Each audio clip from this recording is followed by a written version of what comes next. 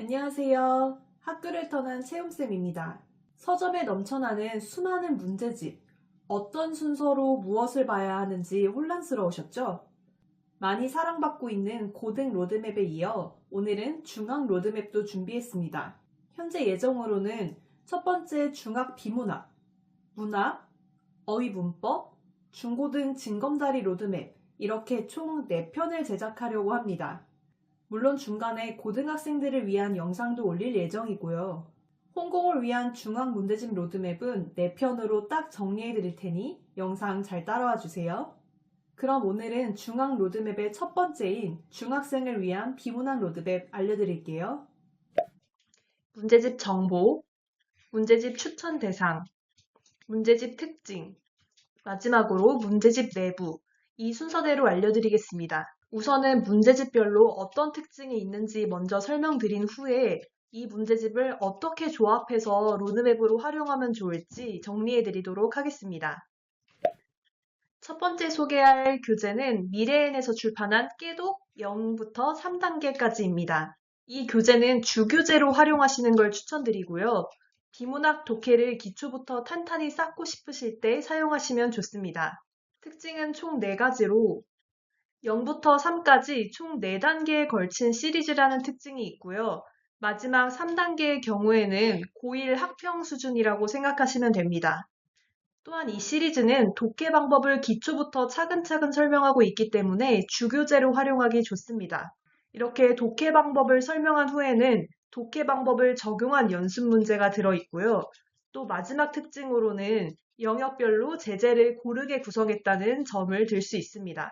사례를 보시면 독해 원리가 먼저 나와 있고요. 영역별로 이걸 어떻게 훈련하면 좋을지 정리가 되어 있습니다. 특히 이 독해 원리 파트가 굉장히 좋은데요. 지문을 읽기 위해 어떤 내용을 파악해야 하는지 적혀 있고요. 이 독해 원리를 익히기 위해서는 단계별로 어떤 것들을 해야 하는지 꼼꼼하게 정리가 되어 있습니다. 이렇게 지문에 표시도 되어 있고요. 딱 한 장이지만 중요한 설명을 꼼꼼하게 해놨다는 점에서 기초부터 쌓기에 좋은 문제집입니다. 독해 적용 파트에서는 앞서 배운 원리를 활용해서 지문을 읽는 연습을 하게 됩니다. 보통 문제집들이 어떻게 읽는지 설명은 나와 있지만 이걸 적용하는 측면에서 부족한 경우가 종종 있는데요. 이 교재는 앞서 설명한 원리들을 지문에 직접 적용할 수 있도록 단계별로 문제가 제시되어 있습니다.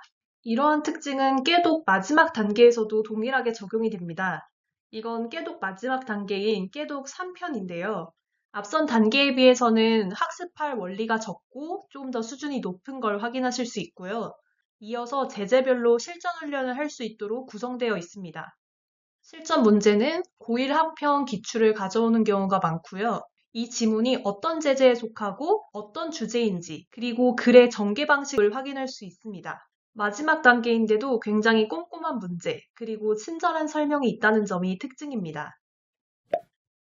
그 다음으로 소개할 책은 동아출판에서 출판한 빠작 중학국어 비문학 독해 0단계부터 3단계까지입니다. 이 교재는 보충교재로 활용하시는 걸 추천드리고요. 주교재로 독해 방법을 익힌 후 추가 학습을 할 때 사용하시면 좋습니다.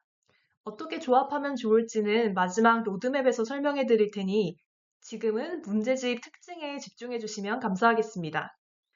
깨독과 동일하게 총 4단계에 걸친 시리즈입니다. 0, 1, 2, 3단계로 구성되어 있고요. 독해 방법 설명보다는 지문 독해 연습에 집중하고 있습니다. 또한 매 지문마다 문제를 푼 후에 지문을 분석할 수 있도록 연습하는 문제가 나와 있고요. 독해만 연습하는 것이 아니라 독해랑 관련된 배경 지식도 나와 있고 독해와 관련된 어휘, 그리고 어법 학습까지 한 번에 할 수 있다는 점이 이 교재의 장점입니다. 빠작 3단계를 예시로 가져와 봤습니다. 앞선 깨독과 달리 독해 원리에 대한 설명은 없고요. 분야에 따라 바로 지문을 읽게 됩니다. 문제 구성을 보시면 지문이 나오고 문제가 나오고 딱 일반적인 시험지 같다라고 생각하시면 됩니다. 앞장에서 문제를 풀어봤다면 뒷장에서는 지문을 분석하게 됩니다. 문단별로 지문을 요약하고요. 정보를 확인하거나 글의 구조를 작성하는 문제가 한 페이지, 그리고 한 페이지에는 배경 지식과 어휘요법 이런 식으로 동일하게 구성되어 있습니다. 세 번째 교재는 비상에서 출판한 중등 수능 독해, 비문학 독해 1부터 3까지입니다. 두 번째 교재와 동일하게 보충 교재로 활용하시면 좋고요. 주교재인 깨독으로 독해 방법을 익힌 후 추가 학습을 할 때 활용하시면 좋습니다. 이 교재는 총 3단계, 1, 2, 3 시리즈로 되어 있고요. 이것 또한 독해 방법 설명보다는 지문 독해 연습에 집중되어 있고 매 지문마다 지문 분석이 들어가 있습니다. 또한 배경 지식이 없는 대신에 어휘와 어법 학습이 조금 더 강조되어 있습니다. 문제집 내부는 두 번째 교재와 굉장히 흡사하죠. 원리에 대한 설명은 없고 바로 지문을 읽고 문제를 풀게 되어 있습니다. 지문이 나와 있고 문제가 있고요. 뒷장을 펼치면 이렇게 핵심 화제, 중심 내용, 구조를 정리하는 연습이 독해 체크 파트에 되어 있고 어휘 체크 그리고 어휘어법 확장 오른쪽에 나와 있습니다. 이렇게 총 3가지 종류의 비문학 문제집을 보여드렸는데요. 합치면 총 11권이나 되니까 도대체 이걸 어떻게 해야 할지, 이걸 다 풀어야 될지 궁금증이 생기실 거예요. 저는 특히나 중학생 때는 문제집을 많이 푸는 것보다 하나의 문제집을 제대로 끝내는 것이 중요하다고 생각하기 때문에 11권을 다 풀기보다는 적절한 조합을 하시기를 추천드립니다.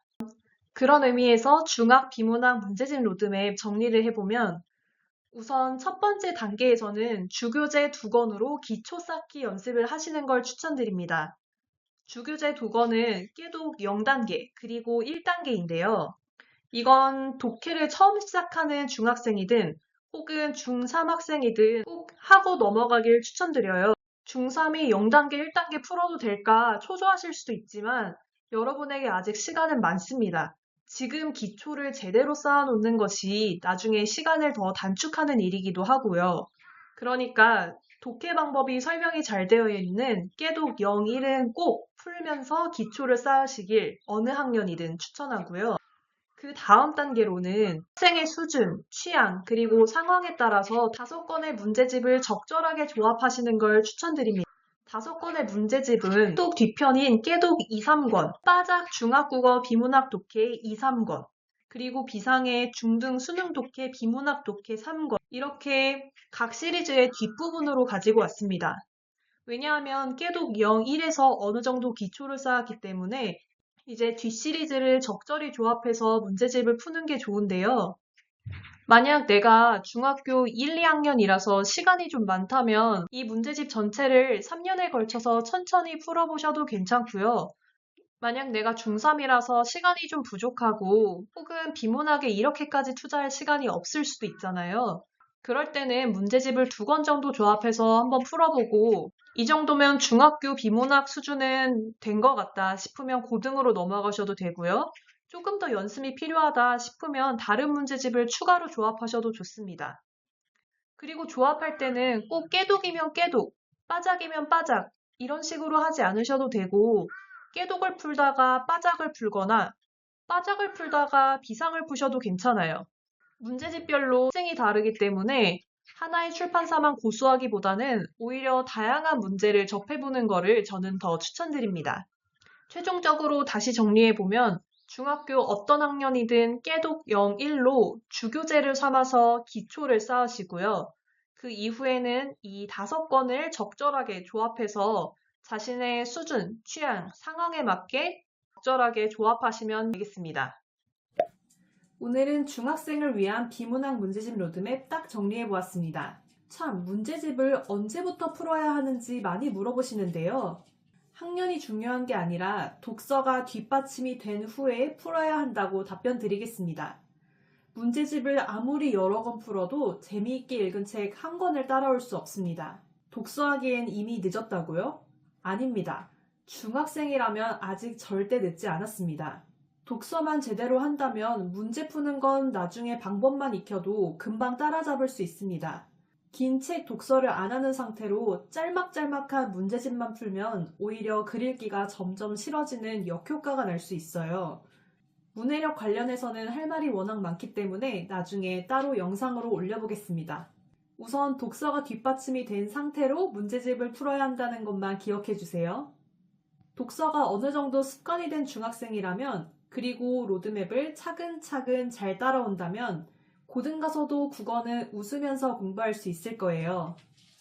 중학생을 응원하는 마음으로 꼼꼼하게 로드맵 딱 정리해서 순차적으로 올려드리겠습니다. 힘이 되는 구독, 좋아요, 댓글 언제나 감사합니다. 지금까지 학교를 떠난 채움쌤이었습니다.